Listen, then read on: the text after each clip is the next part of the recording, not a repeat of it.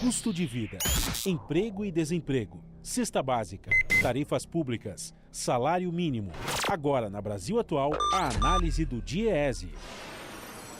Clemente Ganslúcio, diretor técnico do DIEESE. Olá, Clemente, bom dia. Bom dia, Marilu, bom dia, ouvintes. Bom, agora chegou o dia, né, da gente falar sobre o índice da condição do trabalho, né, o estudo aqui do DIEESE, hein, Clemente? A situação realmente é caótica para o trabalhador, né?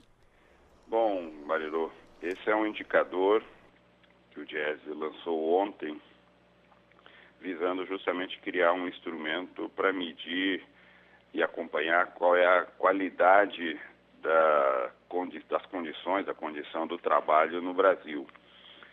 A perspectiva de termos mudanças profundas no mundo do trabalho, oriunda da tecnologia e das mudanças tecnológicas no mundo do trabalho, mas também as mudanças legislativas, como a reforma trabalhista que mudou os direitos do trabalho, o ataque ao movimento sindical, a mudança no sistema de relações do trabalho, tudo isso tem levado a que mudanças sejam observadas, e a ideia era criar um índice que pudesse, como um termômetro, tentar medir se essas mudanças estão piorando ou melhorando as condições de trabalho. Por isso nós criamos esse índice, o Índice da Condição do Trabalho, o ICT. O material todo está disponível no site do DIEESE, e é um índice que reúne 8 indicadores relacionados às condições ocupacionais, ou seja, se há formalização ou não de vínculo no trabalho, contribuição para a Previdência, tempo de permanência no emprego. Isso reúne, portanto, nesses 3 índices, um termômetro relacionado à inserção ocupacional. A outra parte do índice está vinculada à desocupação, ao desemprego, as pessoas que estão desalentadas e as pessoas que estão desempregadas, qual é o contingente, qual é o tempo de procura no trabalho e quantas pessoas levam mais do que 5 meses para procurando um trabalho, e a desocupação e o desalento entre os responsáveis pelo domicílio, ou seja, aquelas pessoas que têm a principal renda na família. Terceira dimensão é a do rendimento, qual é o rendimento por hora trabalhada, se ele está crescendo ou está diminuindo, e qual é a desigualdade entre os rendimentos, né, os que têm os maiores rendimentos e aqueles que têm os menores rendimentos, se isso está aumentando a diferença ou está diminuindo. A reunião desses 8 indicadores forma, portanto, esse termômetro chamado Índice da Condição do Trabalho, que numa série histórica, a partir das bases de dados do IBGE que nós fizemos desde 2012, quando o IBGE passa por produzir essa nova pesquisa nacional de amostra por domicílio, nós fizemos a série histórica e faremos agora acompanhamento trimestral dessas informações, atualizando o índice a cada trimestre. O pico do índice, ou seja, o momento em que ele teve o melhor resultado, o mercado de trabalho teve o melhor resultado, foi entre 2014 e o início de 2015, quando o índice atingiu 0,7, de uma variação de 0 a 1, ou seja, ele estava se aproximando de 1, o que significa que quanto mais próximo de 1, melhor seria a condição de trabalho.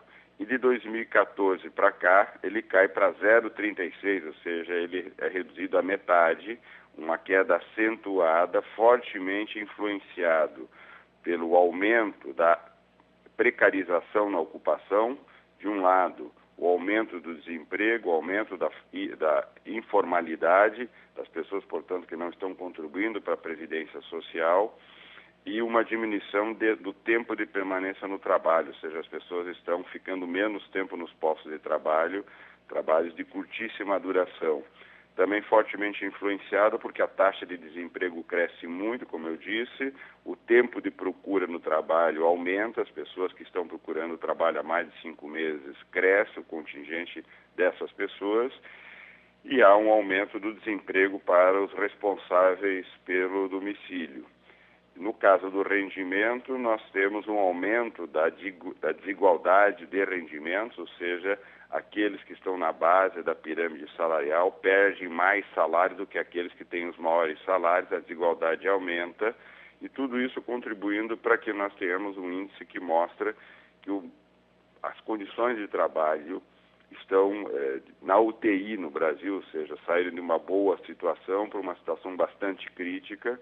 2018 mostra uma certa estabilidade, uma estabilidade em uma situação muito crítica, ou seja, nós paramos de cair do ponto de vista do aumento do desemprego e da precarização das condições de trabalho no geral, mas estamos numa situação extremamente crítica e essa situação, o indicador mostra que não houve muita mudança, há uma leve melhoria no final do ano de 2018, mas os indicadores já começam a apontar que no início de 2019, novamente nós voltamos a cair em termos de qualidade, provavelmente mantendo esse patamar muito baixo de qualidade na condição de trabalho, que é o que mostra esse índice que nós pretendemos, a partir de agora, trimestralmente atualizar para ver de que maneira que a condição do trabalho está se comportando na economia brasileira. Perfeito, estava vendo aqui, lendo a matéria do Vitor Nuzzi, né, da Rede Brasil Atual, que fez essa cobertura jornalística, né, da divulgação do índice, né? Exato, esteve aí. E, Clemente, só em lembrar, né, que em 2013 o índice estava em 0,9 em relação à desocupação e agora 0,36, né?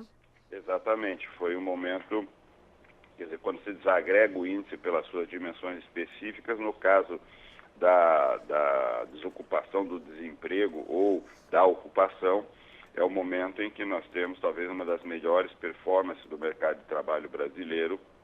Quando nós chegamos de 0 a 1, nós chegamos em 0,9, né? Se fosse de 0 a 10, nós chegamos na nota 9, ou seja, quase chegamos lá em 10, porque nós chegamos em uma situação onde que nós tínhamos em muitos setores pleno emprego, ou seja, as pessoas estavam todas ocupadas, e o desemprego, talvez os menores patamares da nossa história, o que se chama muitas vezes o desemprego friccional, que é aquele desemprego da pessoa que saiu de um posto de trabalho e logo em seguida vai ter um outro posto de trabalho. Ou seja, o mercado de trabalho tinha, do ponto de vista da ocupação, uma plena ocupação, do ponto de vista dos salários, uma perspectiva permanente de crescimento dos salários, inclusive com o salário mínimo, e o tempo de procura era muito baixo, ou seja, as pessoas rapidamente conseguiam uma ocupação. Do ponto de vista da ocupação, talvez foi, na série histórica, o melhor momento em termos ocupacionais, e agora nós caímos novamente por uma situação de tragédia, onde mais de 4.400.000 pessoas que precisam de emprego desistiram, que é o chamado desalento.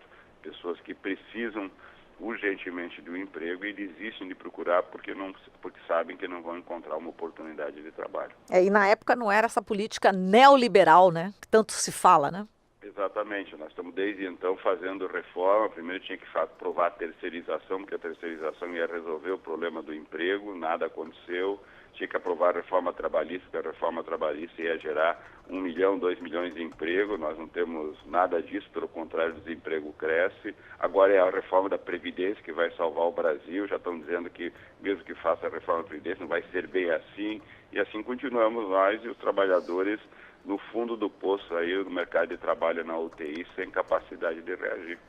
Perfeito, Clemente. Olha, muito obrigada aqui pela sua análise e parabéns aí pelo índice, né, da condição do trabalho. Importantíssimo isso, né, para os trabalhadores, esse novo índice do Diese. Parabéns. Obrigado. Um abraço. Um abraço. Falamos aqui com Clemente Ganslúcio, diretor técnico do Diese.